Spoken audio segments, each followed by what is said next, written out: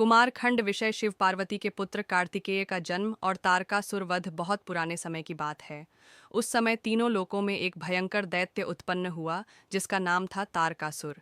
उसने घोर तपस्या कर ब्रह्मा जी को प्रसन्न किया और वरदान मांगा कि उसकी मृत्यु केवल शिव के पुत्र से ही हो सके। ब्रह्मा जी ने उसे यह वरदान दे दिया। इस वरदान के बाद तारकासुर का अभिमान बहुत बढ़ गया। वह स्वर्ग, पृथ्वी और पाताल तीनों लोकों में आतंक फैलाने लगा।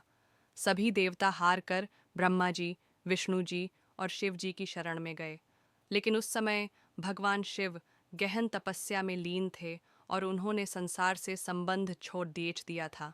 उधर हिमालय की पुत्री पार्वती, जिन्हें सती का पुनर्जन्म माना जाता है, शिव जी को अपने पति रूप में प्राप्त करने के लिए कठोर तपस्या कर रही थीं।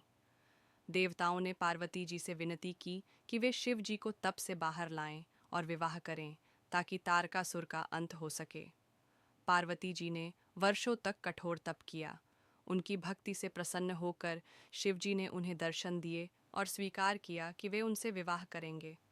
फिर एक शुभ मुहूर्त में शिव पार्वती का विवाह संपन्न हुआ।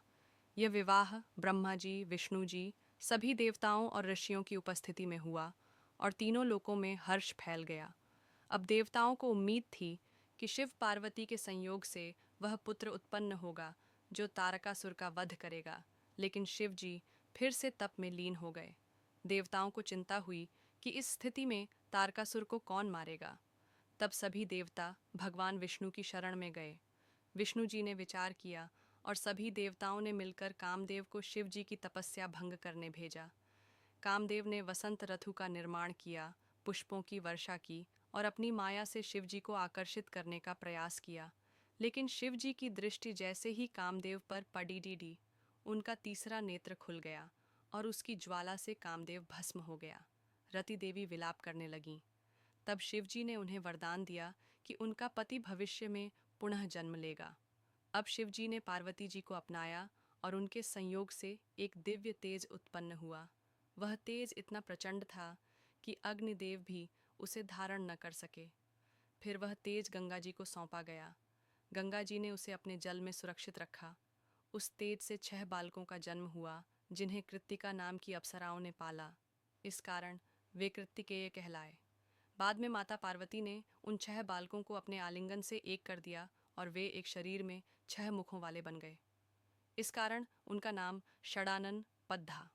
वे अत्यंत सुंदर, पराक्रमी और तेजस्वी थे।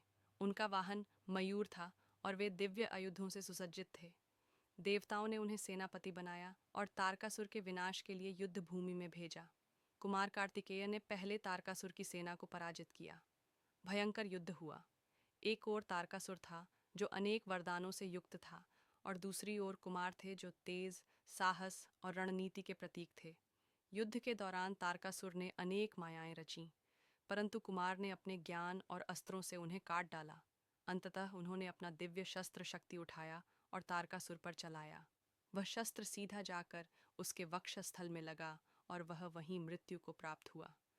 तारकासुर के वध से तीनों लोकों में शांति लौट आई।